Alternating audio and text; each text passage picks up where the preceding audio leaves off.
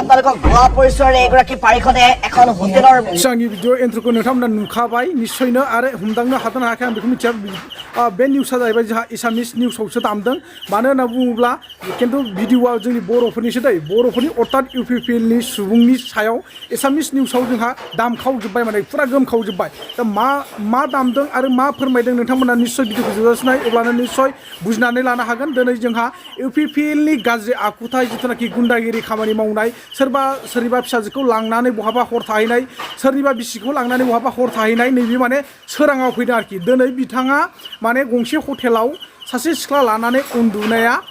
एकदम माने स्पटआव हमजाहैबाय दा बिथाङा सोर आरो बबेनि नोंथांमोना भिडिअखौ फुरा जोबजासिम नायब्लानो निश्चय बुजिना लानो हागोन आरो नोंथांमोना मिथिनानै मोनगोन बा सिनायनानै लानो हागोन जे बिथाङा बबेनि थारैनो बिथाङा UPPLनि सुबुं नंमारगोना नंमारा नोंथांमोना निश्चय कमेन्ट सेक्सनाव फोरमायहरनो दाबाव दिनै आं बे भिडिअनि सिगां बा बे भिडिअखौ होनायनि सिगां आं नोंथांमोनजों फंनैसो बाथ्रा रायलायनो लुगैदों बा सावरायनो लुगैदों जोंहा UPPLआव गोबांथार गियानि गुनि सुबुंफोर दं होननानै जों बयबो मिथिगौ आरो UPPLनि लिडारफ्रा बा दैदेनगिरिफ्रा साफ्रोमबो बुङो UPPLआ मोजां पलिटिकेल पार्टि साननो हनो गोरों पलिटिकेल पार्टि हारि समाज जौगानायनि थाखाय मोजां खामानि मावग्रा मोनसे पलिटिकेल पार्टि होननानै बुङो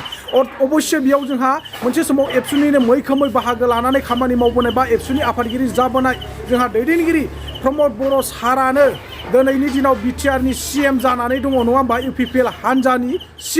CM दिनै बिथां थासेयावनो दिनै UPPLनि सुबुङा माब्रैहाय बिमायनि फिसाजोखौ लानानै हटेलाव हमजाखो बिमायनि फिसाजोनो हमजानाय लोगो लोगो बिथाङा दिनै बिमायनि फिसाजो होनदों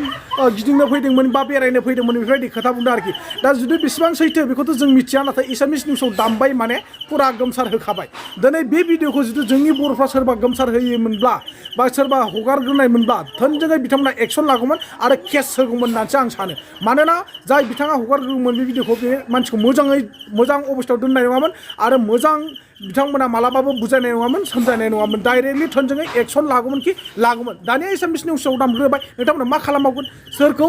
मा खालामगोन नोंथांमोना दाना बै एसामिस निउस पर्टेलखौ मा खालामगोन बे नोंथांमोननिनो गोरोन्थिखा दिनै UPPLनि गुन्दागिरि खामानि मावनाया सोराङाव फैदों मोनसे समाव बिथांमोना बबेबा पलिटिकेल पार्टिखौसो सोरबा BPFखौ सोरबा BJPखौ सोरबा कंग्रेसनिखौ गोबां सोंखारिमोन नाथाय दिनै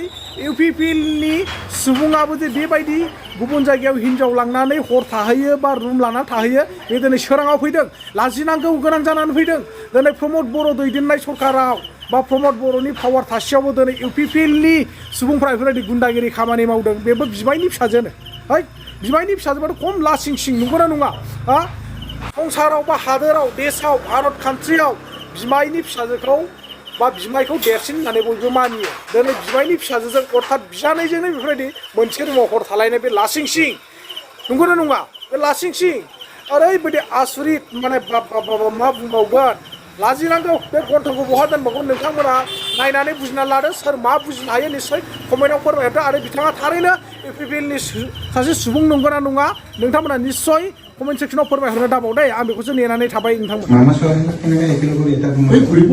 বিতৰ্কত প্ৰমোদ বড়ো চৰকাৰৰ এগৰাকী পাৰিষদ হোটেলৰ কোঠাত ভুৱা পৰিচয়েৰে যুৱতীৰ সৈতে অসামাজিক কাৰ্যত লিপ্ত থকাৰ ভিডিঅ' ভাইৰেল পাৰিষদ দিলীপ বড়োৰ কাণ্ডক লৈ সৰ্বত্ৰ প্ৰতিক্ৰিয়া প্ৰমোদ বড়ো চৰকাৰৰ ইজনৰ পিছত সিজন পাৰিষদৰ বিতৰ্কৰ আৱৰ্তত সোমাই পৰাত ক্ষোভিত হৈছে ৰাইজ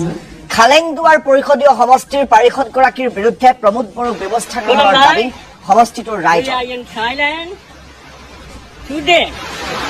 we are going to visit Third Island, Fourth Island. There are so many islands.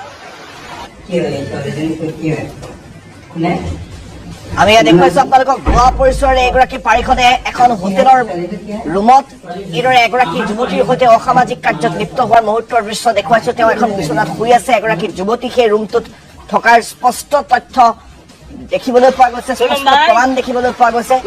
খালেংদুৱাৰ সমষ্টিৰ পাৰিষদ দিলীপ বড়োৰ বিৰুদ্ধে এই গুৰুতৰ অভিযোগ আপোনালোকক আমি জনাইছো প্ৰমোদ বড়ো চৰকাৰৰ পাৰিষদগৰাকীক এতিয়া এই কাণ্ডৰ পিছত ব্যৱস্থা গ্ৰহণৰ বাবে প্ৰমোদ বড়োক দাবী জনাইছে ৰাইজে